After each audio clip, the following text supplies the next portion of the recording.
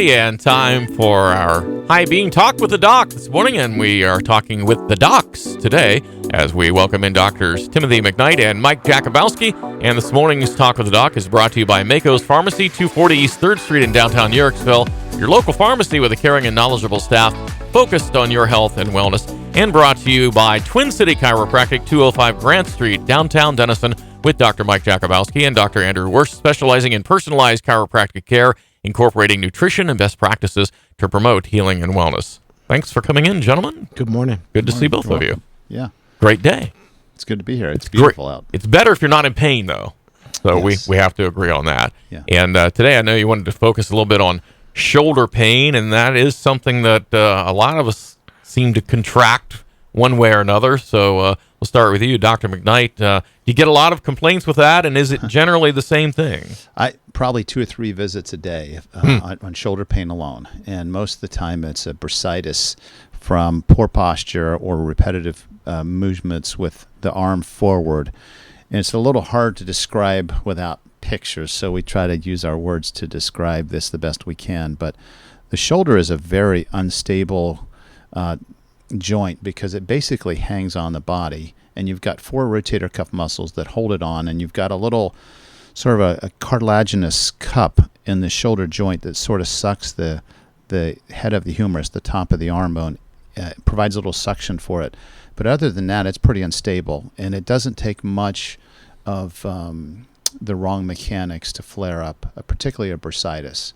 I mentioned before we came on the air that I was playing basketball this morning, and one of the guys was complaining of his shoulder hurting him after the game. It was right in the front of the shoulder, and he did it playing basketball a couple days ago, but it turns out it was a bicep tendonitis. The bicep tendon goes right into that front of the shoulder as well. So these are real common overuse problems, and it can be as simple as having your arm on a computer mouse all day with that arm forward, or driving a car or a truck with your arms up on the steering wheel in the wrong position over and over. With time, it can cause this bursitis. A lot of times it's the tight chest muscles, the weak muscles in the back and the shoulders that allow the arm to be forward and out of position. So when I see these people, I'm usually sending them to the expert here, Dr. J, and I can usually identify which rotator cuff muscle is involved. But really, they need to change their mechanics. They need to change the body posture, and that's where Dr. J comes in. How do you change someone's posture, Dr. J? That's, if I look at shoulder injuries or shoulder pain that comes into the office, that's probably one of the most difficult things I see in the office. And like Dr. McKnight said, it's basically 4 muscle groups that move the shoulder, and they have to work together so the joint moves properly and inflammation doesn't want to build in it. And again, like you said, it's these accumulative trauma disorders. So if we're sitting at a desk all day and we have poor posture and we're working those mouse, and our head's forward and our shoulders are slumped forward, certain muscles get tighter and then other muscles get weak. And then that trauma builds. And then you have people that are pulling levers in a factory, let's say, or lifting something all day. Again, you're using the same muscle groups all day long. They get strong, they break down, they tear. Scar tissue builds, and then we have a mechanical dysfunction. And as that dysfunction builds, people say, boy, I have this little tweak in my arm. As I move it, I go to reach for something, or I'm washing my hair in the shower. Those are great signs that say, hey, something's going on here. Catch it early, because if you don't, it builds. And when you have micro traumas in tissues like the rotator cuff, eventually it could lead to tears. And then tears, obviously, in the rotator cuff, if it's a complete tear, sometimes they need surgery, and we want to avoid that. So when you have these little pains in your shoulder, it is best to catch it early, because you can correct the mechanics, correct your posture, and get that inflammation out of there so it doesn't continue to break down. So are there therapies that you can exercise and try to work out of that? Yeah, and let me just say, it's really critical when that starts to bother you to get in and get help, because the next thing that happens is a frozen shoulder, and that scar tissue becomes very tight, and then you lose your range of motion. You can't lift your arm up. You can't reach back and put a coat or a shirt on, and so you really don't want to put that off. But yes, there are plenty of exercises and stretches that can be done at home, and with Dr. Jakubowski in his office, he can do a lot of different treatments on this. One thing we use in our office is myofascial release or active release. Is basically when we're using our muscles in a certain direction all day long, working on a computer, pulling a lever at work, or hairdressers or hygienists, is when these traumas form and scar tissue builds, is we do a myofascial release to the muscles and basically break down scar tissue. So blood is into the tissue, it allows the mechanics to perform better, and then it gets pressure off of the joint. And again, we see these strains that can happen. You always think of shoulder injuries as maybe it's a trauma associated with it. It could be because you lay on your shoulder funny all night while you're sleeping. You don't have proper posture as you sleep. You have a bunch of pillows stacked behind your head, or you're sleeping on your stomach with your hands above your head and underneath the pillow. These are things that people don't think about. That, boy, if your arm's underneath your head as you sleep on your stomach, it's up and it's jamming the muscles of the shoulder all night long, and inflammation can build. And then you get up in the morning like, what did I do to my shoulder? Why is it inflamed? Why is it irritated? And also, when we go through these mechanics, the shoulder is very hard to get inflammation out of also. That's why you want to catch it early.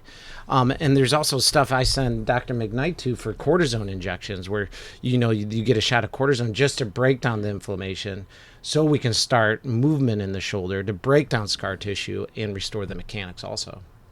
Is there a warning sign of audible trouble, click, grinding sort of sounds? Is that big trouble? Well, it's probably an indication that the posture and the mechanics are not correct, that the anatomy is not lined up properly. You have a joint or the clavicle or the collarbone goes into the shoulder, and you can get arthritic in there, and that can cause some grinding and some pain. But probably what you're talking about is just the forward position of the upper arm in the wrong position, and that's where it pinches these muscles of the rotator cuff, most particularly this front muscle called the supraspinatus.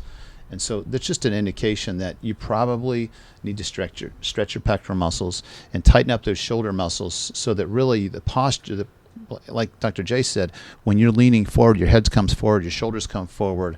That's the wrong posture. The posture should be like you're in a car.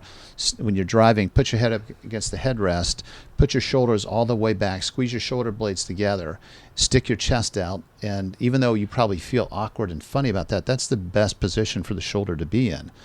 And when I tell people when you're driving, if you've got a shoulder problem, keep your elbow on the bad shoulder, that elbow on your hip. As soon as the elbow comes away from the hip, you're getting impingement. You're going to have problems. So keep it right there on your hip, and you put your that arm maybe on the bottom part of the steering wheel, and your other arm higher up.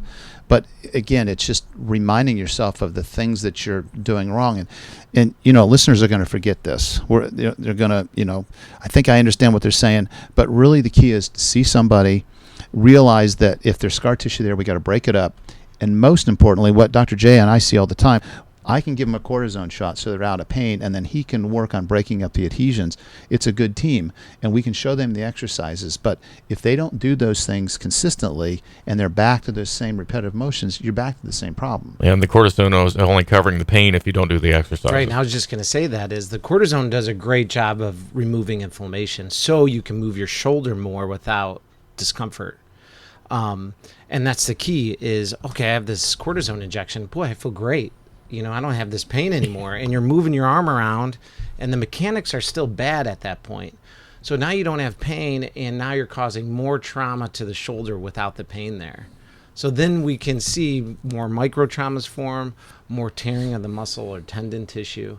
And that's why it's important. Okay, now that you're out of pain, you still have to rehabilitate the shoulder. You still have to do exercises. And it's consistent exercises. You have to do them 3, 4, 5 times a day or a week. And you can't just go back to your same job. You can't go back to sleeping with your arms above your head. You can't go back to pulling the lever all day and expect, okay, it's going to be fine. Right.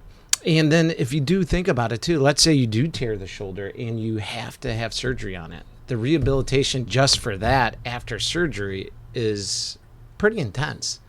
So either way, you're going to have to do exercises. If you have a shoulder problem, you have to do it before.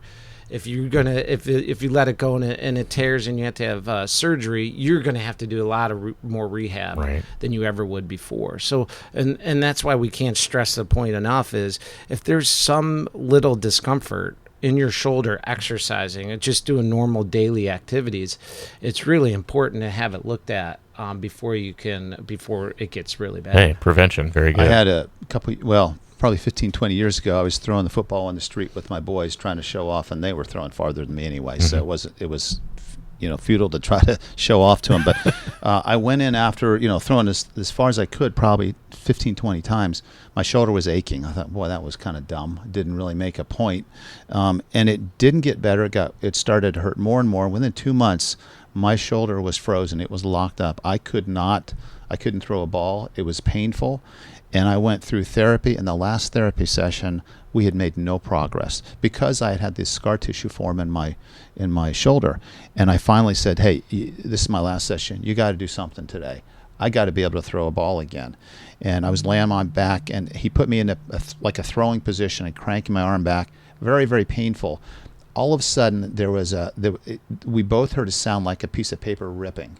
And I felt something in my armpit relieve. Well, that was the scar tissue. And I walked out of there with an unfrozen shoulder, but it was a painful process, and I learned a lot from it. First of all, don't do dumb things when you're older, trying to show off, repetitive, you know. But that was very traumatic. And make sure you have good flexibility in your chest muscles. Watch your posture.